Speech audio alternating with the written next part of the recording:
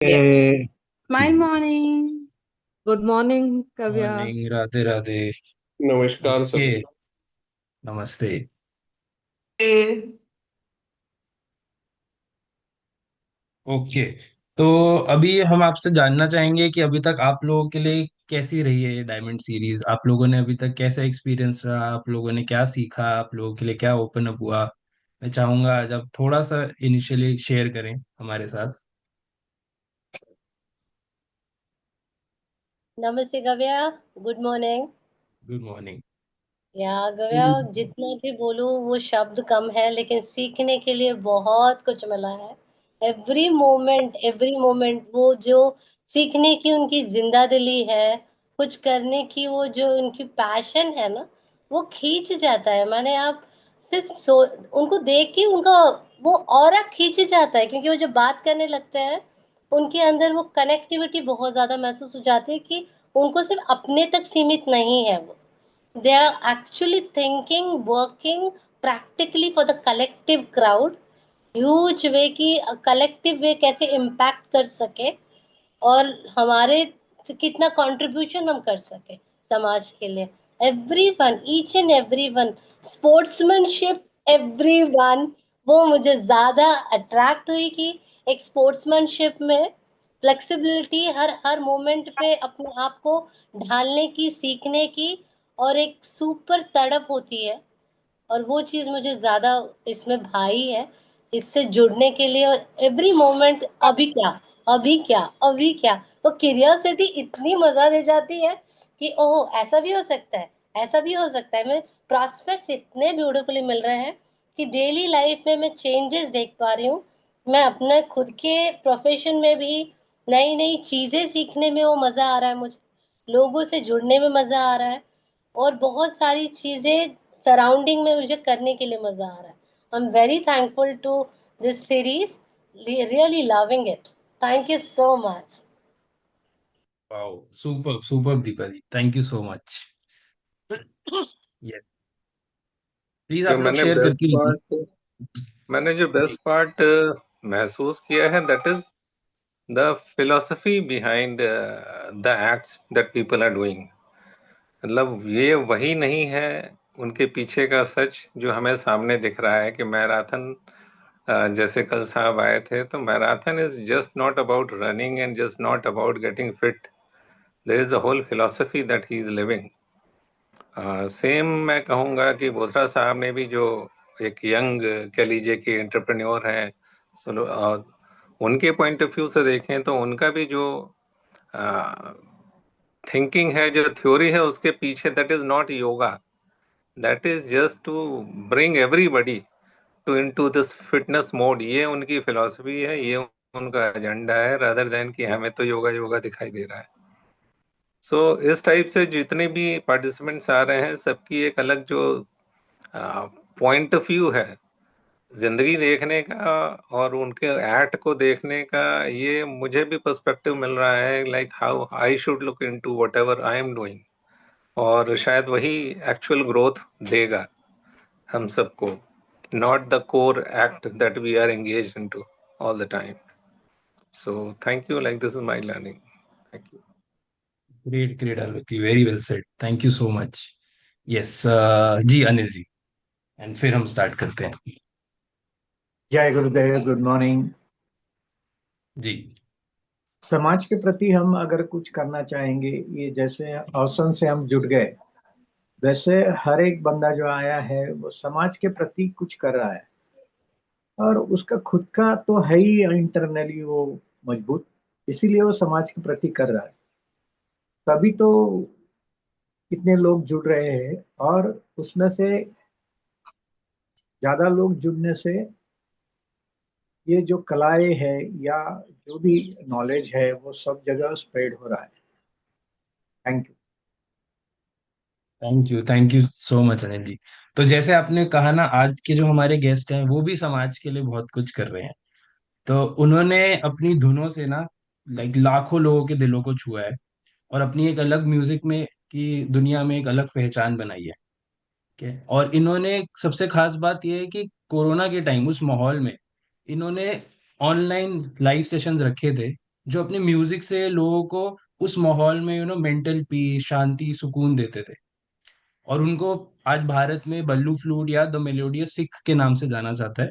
और ये आज पूरे भारत में अपनी धुनों से और अपने संगीत के जरिए लोगों को जो है एक अलग ही अनुभव देते हैं। तो मैं चाहूंगा आज बलजिंदर सिंह जी आए और हम लोगों के साथ अपनी जर्नी, अपनी स्टोरी शेयर कीजिए। तो मैं चाहूंगा आप सब उनका स्वागत कीजिए। एंड बलजिंदर सिंह जी, आपको over to you, please sir. Welcome welcome to Ballu ji. सभी को Welcome. वेलकम हाँ जी, welcome. Thank you, thank you so much, thank you और बहुत प्लेजर बहुत टू मीट यू धन्यवाद। Sir. welcome, same year, Good to same see year, you. Ballu ji, thank great to you, see you again. My pleasure. बात आ गया। कैसे हैं सब लोग? बहुत अच्छे हैं, बहुत खूबसूरत चेहरे सुबह सुबह दिख रहे हैं। सभी को मेरा प्रणाम। आराम। और ऑसम 20 ग्रुप बहुत ही अच्छा है। और आज मैं याद भी कर रहा हूँ हमारे जो पहले इस ग्रुप को चलाते थे, उन्हें बहुत याद आती है। उनकी बहुत ही प्यारे इंसान थे, हैदराबाद के। हाँ जी, अभी मेरी आवाज़ आ रही होगी सबको।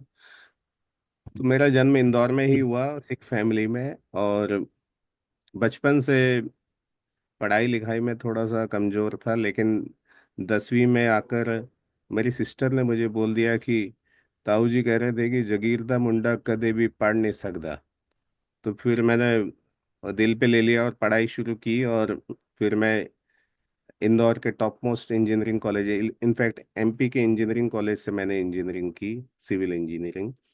और उसी दौरान मुझे बांसुरी से प्यार हो गया, क्योंकि ब्लाइंड स्कूल हमारे घर के पास था। तो एक बार हम वहाँ से वॉक करते हुए जा रहे थे, जब मैं 11वीं 10वीं और 11वीं में था उसी वक्त। तो वहाँ पर ब्लाइंड बच्चे म्यूजिक म्यूजिक कर रहे थे। तो जब उन्हें देखा तो ऐसा लगा कि यार इनको दिखता नहीं है, फिर भी ये म्यूजिक इंस्ट्रूमेंट कैसे बजा रहे हैं ये। तो वहाँ हमारे गुरु गौरी शंकर यादव जी भी एज ए स्टूडेंट वहाँ पढ़ते थे। तो उनसे हमने कहा कि हमको गिटार बजाना सीखना है। तो बहुत अच्छा आप लोग बजा रहे हैं। तो उन्होंने कहा गिटार बजाना हम सिखाएंगे आपको, लेकिन गिटार आपका खुद का लेकर आना होगा आपको, इंस्टीट्यूट का गिटार नहीं दे सकते। तो हम गिटार की दुकान पर गए साइकिल से, और वहाँ जाके पूछा कि गिटार कितने का है। तो उन्होंने बताया 350 रुपये का गिटार है। पापा से आके बोला कि गिटार खरीदना है, 350 रुपये दे दो। तो पापा ने खूब जोर से डांटा कि 350 रुपये का गिटार, अब 1987 की बात है, 350 रुपये का गिटार, वो भी म्यूजिशियन बनने के लिए, आवारा बनने के लिए, बिल्कुल नहीं मिलेगा। साफ उन्होंने मना कर दिया, क्योंकि उस दौर में आखिरी वो दौर था जब म्यूजिशियंस को बुरा या समाज अच्छे नज़र से नहीं देखता था, कि अच्छे लोग म्यूजिक करते नहीं थे उस समय, specially as a profession. Classical मौसीकी करते थे, लेकिन और ऑर्केस्ट्रा में अच्छे घरों के बच्चे नहीं जाते थे। तो पापा ने मना कर दिया। लेकिन उसी दुकान पर हमने बांसुरी भी देखी थी, और वो लोग बांसुरी भी बजाते थे, ब्लाइंड स्टूडेंट्स। तो बांसुरी सिर्फ 5 रुपए की थी। तो मैंने मम्मी से चोरी छिपे, पापा ट्रक चलाते थे, तो वो जब ट्रक लेकर गए तो चोरी छिपे 10 रुपए ले लिए मम्मी से, और 5 रुपए की एक बांसुरी मेरे लिए ली, और एक मेरा दोस्त है तो उसके लिए भी 5 रुपए की ली। और हमने वहाँ से बांसुरी सीखना शुरू किया। फिर धीरे धीरे सीखते सीखते, पढ़ाई भी करते करते इंजीनियर बन गए। और इंजीनियरिंग कॉलेज में जाके मेन टर्निंग पॉइंट आया बांसुरी के लिए, कि इंजीनियरिंग कॉलेज में जब फ्रेशर्स डे कंपटीशन हुई, तो सबने बोला कि जिसको जो जो आता है परफॉर्म कीजिए। वहाँ स्टेज सजा था, रोटरी क्लब के द्वारा स्टेज लगा था। तो उसमें मैंने भी पार्टिसिपेट किया। तो फर्स्ट प्राइज़ मुझे मिला। और वो इसलिए भी मिला क्योंकि मैं अकेला ही पार्टिसिपेंट था, तो मुझे बहुत मोटिवेशन मिला। बजाया तो मैंने कोई इतना खास नहीं था उस समय, एक दो गाने ही आते थे। तो फिर भी मुझे फर्स्ट प्राइज़ मिला। और वहाँ से टर्निंग पॉइंट ये आया कि कॉलेज ने ये अनाउंस कर दिया कि बलजिंदर सिंह यूथ फेस्टिवल में कॉलेज को रिप्रेजेंट करेंगे, और यूथ फेस्टिवल जल्दी ही आ गया। अब वहाँ टर्निंग पॉइंट अब आ रहा है मेन। यूथ फेस्टिवल्स के जब रूल्स एंड रेगुलेशन देखे, तो उसमें ये लिखा था कि आप फिल्मी गाने नहीं बजा सकते हैं, only you have to play Indian classical music. शास्त्रीय संगीत ही बजाना है बांसुरी पर। अब मुझे आता नहीं था, मैंने गुरुजी से जाके बोला कि ये शास्त्रीय संगीत क्या होता है। तो अभी 10 दिन बाद कंपटीशन में भाग लेना है, बजाना है। तो उन्होंने बोला देखिए 10 दिन तो छोड़ दीजिए, शास्त्रीय संगीत सीखने के लिए 10 जन्म भी कम पड़ जाएंगे। तो मैंने बोला अब कॉलेज ने नाम अनाउंस कर दिया है, फॉर्म भर दिया है, अब आप सिखाइए। तो उन्होंने 10 दिन में मुझे राग भोपाली सिखाया। मैंने अभ्यास किया, उसका खूब अभ्यास किया। और आप विश्वास नहीं करेंगे, उस कंपटीशन में मैं नंबर 1 आया, फर्स्ट आया। लेकिन नीचे से फर्स्ट आया वो। 10वां नंबर में 10 पार्टिसिपेंट थे, और 10वें नंबर पे मेरा नंबर लगा। तो वो जब मैं हार के आया ना घर पर, तो मुझे पता लगा कि संगीत में कितनी मेहनत करते हैं बच्चे, कितनी अच्छे म्यूजिशियन है। मैंने इतने अच्छे म्यूजिशियन कभी देखे ही नहीं थे स्टेज पे बजाते हुए। इतना स्किलफुली, कोई हवाइन गिटार बजाया, किसी ने सितार बजाया, फ्लूट वाला तो कोई नहीं था, लेकिन तबले में बहुत अच्छा बजाया, किसी ने हारमोनियम बजाया। तो मैंने गुरुजी से पूछा आके कि ये ऐसा कैसे बजाया, इतना फास्ट उन्होंने कैसे बजाया ये। तो फिर उन्होंने बताया कि ये क्लासिकल मौसीकी, ये कोई आसान काम नहीं है बांसुरी बजाना भी। इसके लिए खूब रियाज करना पड़ता है, बहुत सीखना पड़ता है। फिर वहाँ से मैंने विधिवत सीखना शुरू किया। और अगले साल फिर कंपटीशन में गया और फिर हार गया। फिर उसके बाद फिर कंपटीशन में गया, फिर वहाँ मैं जीता। और चेन्नई में मुझे नेशनल लेवल पर भी फ्लूट रिसाइटल में फर्स्ट प्राइज मिला, अवार्ड मिला। तो ऐसे धीरे धीरे जर्नी कुछ साल लगे। और अभी भी मेरे वो गुरुजी तो एक्सपायर हो गए, लेकिन दूसरे जो मेरे गुरुजी हैं उनसे सीखता हूँ। और लगातार सीखने वाली विधा है ये, नेवर एंडिंग है। म्यूजिक में अगर हाथ डाल दिया है तो कभी भी रुक रुक नहीं सकते हैं, आपको रोज सीखना पड़ता है। और मैं तो ये मानता हूँ कि नॉट ओनली म्यूजिक, जिस भी प्रोफेशन में आप गए हैं उसमें रोज सीखना। खासकर आजकल का दौर तो आप देख ही रहे हैं कि रोज नहीं सीखा तो पता नहीं कौन सा एआई किसका जॉब खा जाएगा, कौन किसको खा जाएगा, बिजनेस कैसा ट्रेंड होगा, वॉर लग गया तो बिजनेस चेंज हो गया, प्रोडक्ट्स नए नए आ जाते हैं, इंजीनियरिंग की भाषा ही बदल चुकी है। तो इसलिए रोज सीखना हर प्रोफेशन में जरूरी है।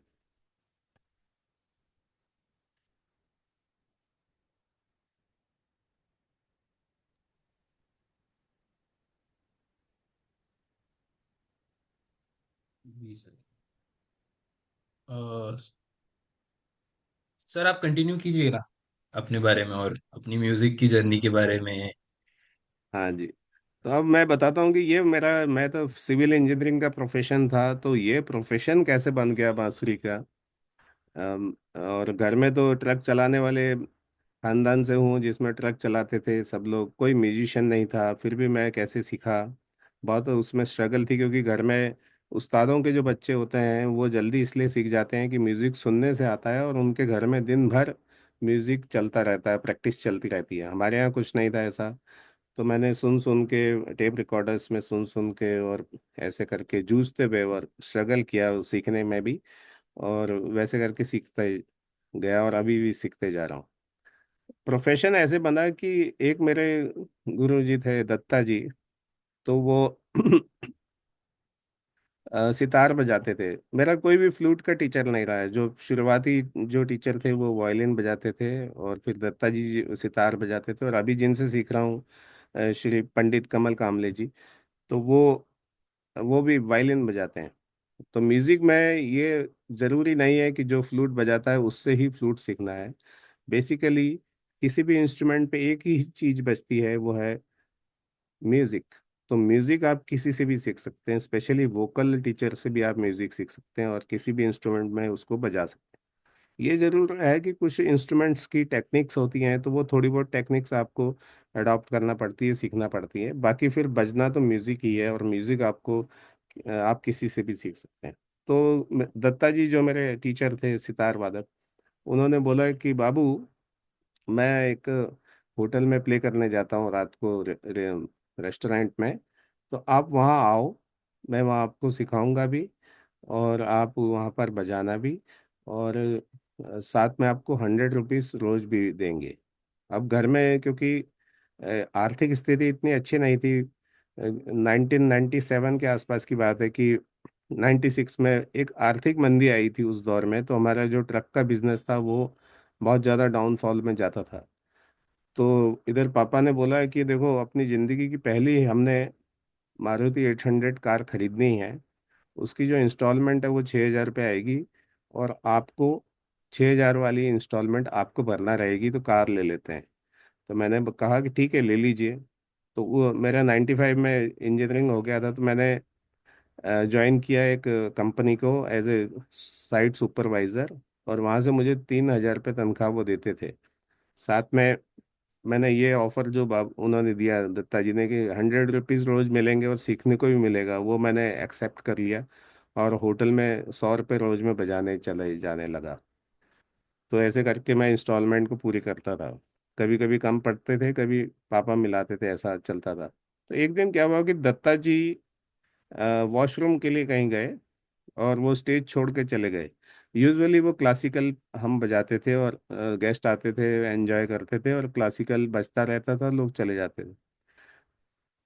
तो दत्ता जी गए तो मेरे मन में एक शरारत आई कि मैं एक धुन बजाता हूँ। उन दिनों चांदनी फिल्म की एक धुन मशहूर हुई थी, तेरे मेरे होठों पे मीठे मीठे गीत मितवा। तो वो मैंने धुन बजा दी वहाँ पर। मुझे फिल्मी गाने बजाने का बहुत शौक था। क्लासिकल के सीखते दौरान भी मैं फिल्मी गाने बहुत बजाता था। तो वो जब धुन मैंने बजाई, तो गेस्ट जितने भी थे उन्होंने खड़े होकर ताली बजाई। और जब वो ताली बज रही थी, उसी वक्त वो वॉशरूम से गुरुजी वापस आ रहे थे। तो उन्होंने पूछा आके, बाबू तुमने क्या बजाया, क्या बजाया तुमने? तो मैंने बोला, वो एक चांदनी फिल्म का गाना बजा दिया था। तो वो उन्होंने गेस्ट गेस्ट ने काफ़ी अप्रिशिएट भी किया, इकोनॉमिकली भी अप्रिशिएट किया। तो वो उस दिन से मुझे भी पता लगी कि लोगों को क्लासिकल अच्छा लगता है एम्बियंस के लिए, लेकिन जो एंटरटेनमेंट है वो फिल्मी धुनों में छुपा है। तो और फिर वो गुरुजी बोलने लगे, रोज बोलने लगे कि बाबू गाना बजाओ, बाबू गाना बजाओ, अब और बजाओ। तो वो उनको भी पता लग गया कि गेस्ट जिससे खुश हो रहे हैं वही हमें काम करना है। तो वहाँ से मुझे ये विचार आया कि मैं इसे आगे चल के प्रोफेशन भी बना सकता हूँ, सिविल इंजीनियरिंग के साथ साथ। तो 98 में मेरी शादी हो गई, मैंने जॉब छोड़ दिया, और as a contractor civil contract हमने लेने लग गए। कहीं से फंड्स आया तो हम सिविल कॉन्ट्रैक्टर बन गए। और 2000 तक अच्छा चला। हमने काफ़ी करोड़ों के प्रोजेक्ट भी हमको मिले। यंग बच्चे थे, और मैं और मेरा पार्टनर था सुजीत शर्मा, हमने कंपनी खोली थी। तो हमको बहुत अच्छे अच्छे प्रोजेक्ट्स भी मिले। और क्योंकि लोगों से बात अच्छी करते थे और कमिटमेंट अच्छा करते थे, बड़े बड़े प्रोजेक्ट्स भी मिले। 2000 में हमने पोकलेन मिट्टी खोदने वाली जो मशीन होती है, अर्थ एक्स एक्सकेवेटर, और डंपर वगैरह भी खरीदे। अब अच्छी स्टेब्लिश्ड कंपनी बनती चली जा रही थी। अब इस बीच में बांसुरी छूटती जा रही थी। बीच बीच में कभी कभी रिकॉर्डिंग्स आती थी आकाशवाणी दूरदर्शन में, उसमें जाता था।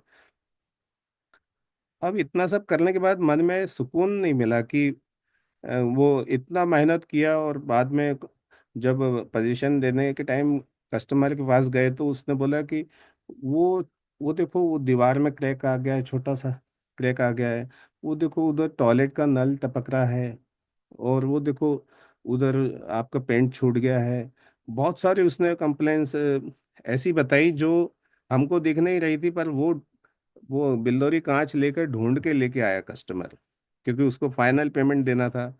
तो उसमें सेटिस्फेक्शन नहीं मिला हमको, जॉब सेटिस्फेक्शन की। कस्टमर को हम खुश करने में असफल रहे कि हमने इतनी मेहनत से इतना मजबूत बनाया, इतना सरिया डाला, सीमेंट डाला, लेकिन फिर भी वो सेटिस्फाइड नहीं हो पाया। तो फिर मन में ये आया कि चैन की बंसी बजने वाला कोई प्रोफेशन होना चाहिए।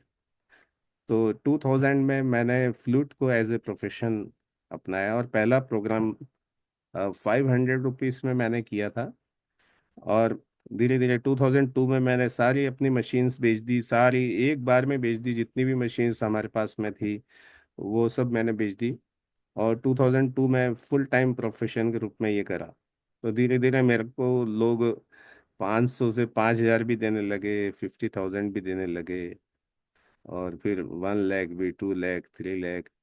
और अभी का लेटेस्ट रेट नहीं बताता हूँ, लेकिन अ, अभी इंडिया का सबसे महंगा फ्लूट प्लेयर के रूप में मुझे जाना जाता है, कि इससे बुलाना है तो ये सबसे महंगा यही है।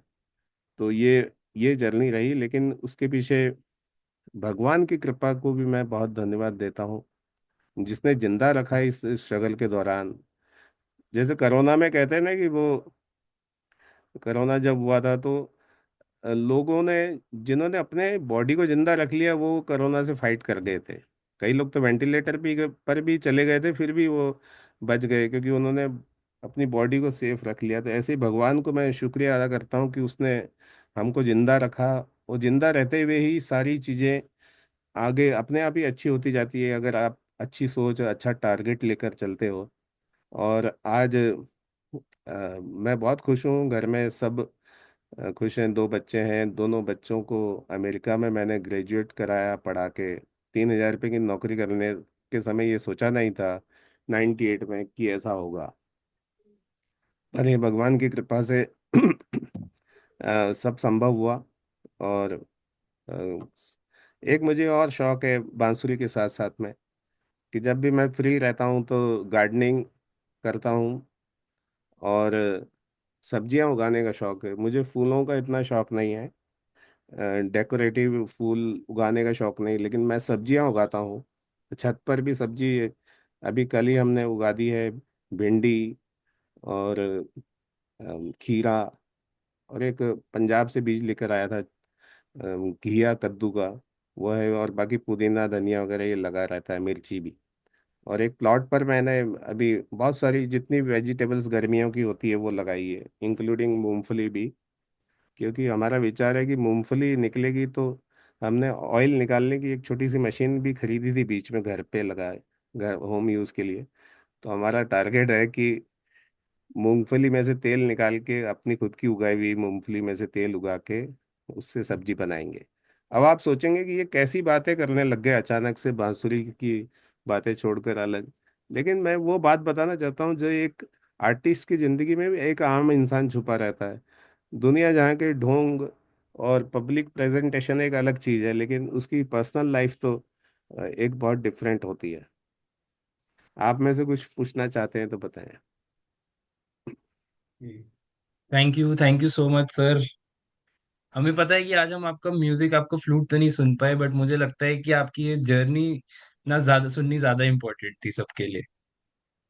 और आई थैंक थिंक यू। आप हमें ऐसे ही इंस्पायर करते रहिए, और आप दुनिया में म्यूजिक इस तरह फैलाते रहिए और लोगों को संगीत तक पहुंचाते रहिए। उसका आपके लिए आपका बहुत बहुत धन्यवाद, बहुत बहुत थैंक यू सर।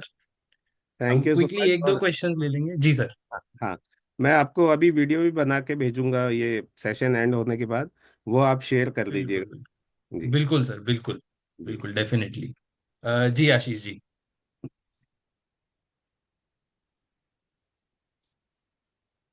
एक सेकेंड। जी, अब आप अनम्यूट कर सकते नमस्कार सर। हम लोग आपकी जो पावर है वो सुन तो नहीं पाए, लेकिन आपको सुन के इस चीज़ की क्यूरोसिटी बढ़ी है कि वो शायद जैसे पाइड पाइपर ऑफ हेमलिन वाली कहानी है कि वो लोगों को मंत्रमुग्ध करती है। मेरा टेक्निकल सवाल ये है कि हम लोग का रात में एक सोने वाला सेशन होता है, तो मेरी बड़ी जिज्ञासा हुई। मैंने तरुणा जी से पूछा भी कि म्यूज़िक में कौन सी वो फ्रीक्वेंसी होती है जिसमें आदमी को नींद आ जाए, क्योंकि ये एक बहुत पावरफुल टूल है। तो जी। आप मेरे ख्याल से बेहतर हैं जो शायद उस पर कुछ अपनी इंसाइट दे सकें। जी, देखिए कौन सी फ्रिक्वेंसी होती है ये तो मैंने स्टडी नहीं किया है। कुछ टिपिकल फ्रिक्वेंसीज की भी साइंटिस्टों ने खोज की हुई है, लेकिन एक बेस फ्लूट जो होती है बांसुरी में, बेस फ्लूट, उसमें जी। तो जब बजती है तो वो नींद आती है, ऐसा मैंने महसूस किया है। कई बार मुझे बजाते हुए भी नींद आने लग जाती है उसको। वो उसमें वो सुकून है, वो चंचलता नहीं है जैसे ये ये जो फ्लूट है ये थोड़ा सा चंचल है, ये हायर ऑक्टेव की फ्लूट है, और बेस फ्लूट थोड़ी ऐसी बड़ी रहती है, इतनी बड़ी रहती है। तो इसमें बेस फ्लूट सुनना चाहिए, खासकर जैसे क्लासिकल म्यूजिक में हरि प्रसाद चौरसिया जी ने बहुत अच्छे मेडिटेशन से रिलेटेड भी चीज़ें बनाई हुई हैं, इंटरनेट पर यूट्यूब पर अवेलेबल है, वो सुनना चाहिए। और मैंने देखा है कि नींद ना आने के पीछे जो मेरा पर्सनल पर्सनल है, ये बिल्कुल 100% पर्सनल है, कि मुझे जिस दिन नींद नहीं आती उस दिन मैंने क्या गलती की हुई होती है। उस दिन सबसे पहली तो मैंने अपने शरीर को थकाया हुआ नहीं होता है, पूरा दिन मैंने मक्कारी की हुई होती है। और दूसरा, मैंने दोपहर में 2 बजे के बाद कॉफ़ी पी हुई होती है।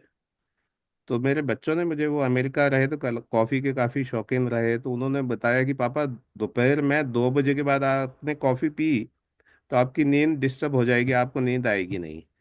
तो कॉफ़ी पीने का टाइम 2 बजे के पहले का है, अगर मुझे कॉफ़ी पीना है 2 बजे के बाद कॉफ़ी नहीं पीता हूँ। कई बार उससे पहले मैं शादी ब्याह में जाके कॉफ़ी पी लेता था, समटाइम्स किसी पार्टी में जाके पूरा डिनर हो गया उसके बाद कॉफ़ी पिया।